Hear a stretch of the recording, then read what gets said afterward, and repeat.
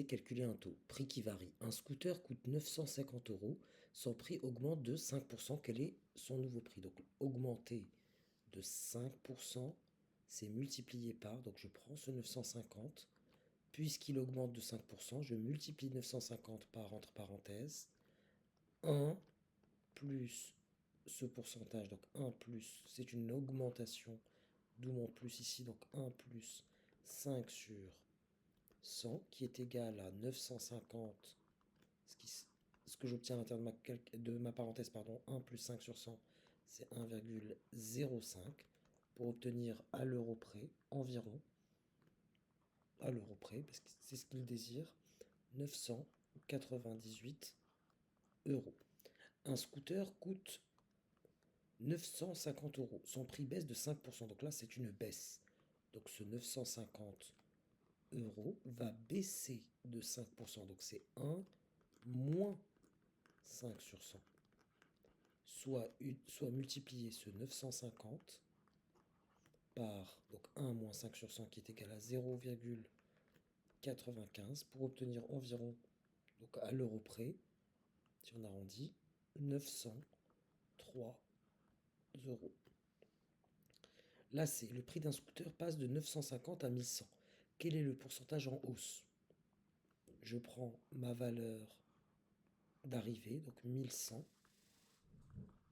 Je lui soustrais ma valeur de départ, donc 950. Je divise cette différence par la valeur de départ qui est 950 et je multiplie par 100 pour obtenir mon pourcentage. Ici, j'obtiens environ, donc au dixième près, un chiffre après la virgule, 15, donc environ 15,7%. Donc une hausse. La D, un scooter coûte 1050 euros après une augmentation de 7%. Donc là, on va faire un dessin. On a le prix de départ. On a le prix de l'arrivée à l'arrivée. On nous dit que le scooter coûte 1050 après l'augmentation. Donc après l'augmentation, il coûte 1050. Donc à l'arrivée, il coûte 1050 après une augmentation de 7%. Ce qui s'est passé de là à là, c'est que ça a augmenté de 7%. Mais augmenter de 7%, c'est multiplié par 1 plus 7 sur 100, c'est-à-dire multiplié par 1,07.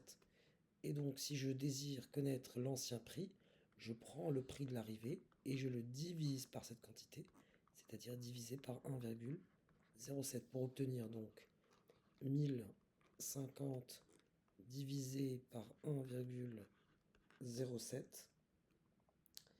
Et on veut à l'euro près toujours, ça me donne environ 981 euros.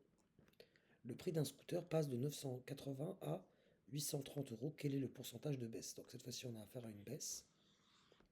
Même procédé. Donc je suis passé à 830. Donc c'est ma valeur d'arrivée. Je lui soustrais ma valeur de départ qui était 980. Je divise cette différence par le prix de départ, donc c'était 980. Et je multiplie par 100 pour obtenir donc environ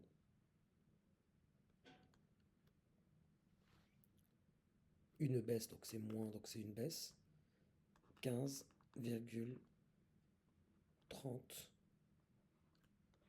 15,3% si vous voulez. Le moins renvoie à la baisse et le pourcentage, il est là. Un scooter coûte 850 euros après une baisse de 11%. Quel était son ancien prix? Même schéma qu'ici. Donc, il coûte 850 euros après avoir baissé de 11%. Or, baisser de 11%, c'est multiplié par 1 moins 11 sur 100, c'est-à-dire multiplié par 1 moins 11 sur 100 égale à 0,89. Et donc je prends mon 850 et je le divise par 0,89 pour obtenir environ, donc à l'euro près, 955 euros.